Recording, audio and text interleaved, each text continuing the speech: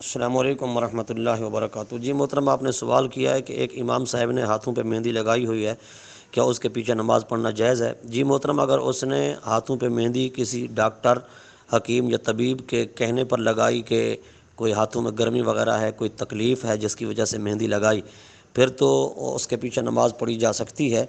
ہاں، اگر اس نے کسی تکلیف یا بیماری کی وجہ سے نہیں لگائی بلکہ زیب و زینت کے لیے لگائی، تو ظاہر ہے زیب و زینت کی مرد کو ضرورت نہیں ہوتی، لہٰذا مکروہ ہے ایسا عمل کرنا، لہٰذا اس کے پیچھے نماز اگر پڑھ لی جائے تو اس کا اعادہ مستحب ہے، لہٰذا بہرحال ایسے امام کو منع کر دینا چاہیے کہ آئندہ اس طرح کی حرکت نہ کرے کہ یہ زیب و زینت کے لیے مرد کو مہندی لگانا جائز نہیں ہے۔